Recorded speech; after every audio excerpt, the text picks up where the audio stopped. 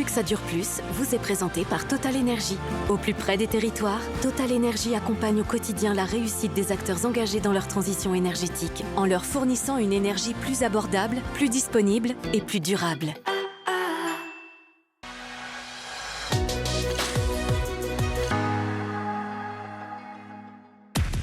Sur les routes, les camions ne représentent que 1,5% des véhicules. Et pourtant, à eux seuls, ils génèrent près d'un quart des émissions de CO2. Face à une demande toujours plus forte, comment continuer à livrer sans alourdir l'impact environnemental ? À Laval, une entreprise cherche à changer les choses. Sur la partie ouest, on a eu des difficultés avec la neige. On n'a pas eu de retour d'incident en particulier. Aux commandes, Alain Egerman et ses équipes. Ils anticipent dès aujourd'hui les défis de demain. La composante environnementale fait partie de notre métier. Donc on n'a pas besoin d'attendre la pression médiatique pour agir. Il en est notre responsabilité sociétale. En France, en moyenne, les poids lourds ne sont remplis qu'à 66% de leur capacité. Résultat, trop de trajets inutiles et davantage d'émissions de CO2. Pour changer ça, Alain a imaginé cette tour de contrôle chargée d'optimiser les trajets de ces 600 camions. Vous avez à peu près 60-70 personnes qui viennent piloter des flux, puisqu'on regroupe les marchandises et au lieu d'aller livrer une même plateforme ou une même usine avec X véhicules, on va tout regrouper sur un véhicule. Et pour remplir au maximum ces camions, Alain a dû les repenser.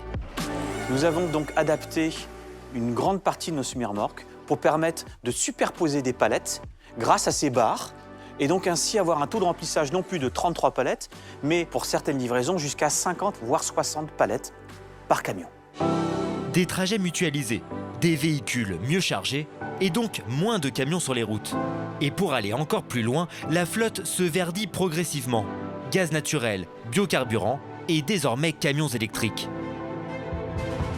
Cette autonomie pour ce type de véhicule est d'environ 600 km pour un poids moyen roulé à 15 tonnes.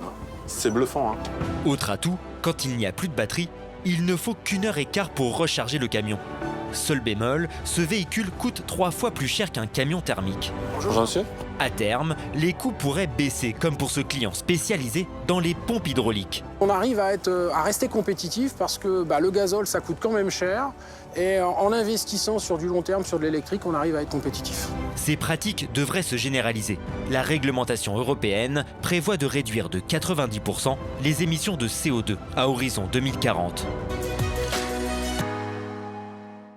Pourvu que ça dure plus, vous a été présenté par Total Energy. Au plus près des territoires, Total Energy accompagne au quotidien la réussite des acteurs engagés dans leur transition énergétique, en leur fournissant une énergie plus abordable, plus disponible et plus durable.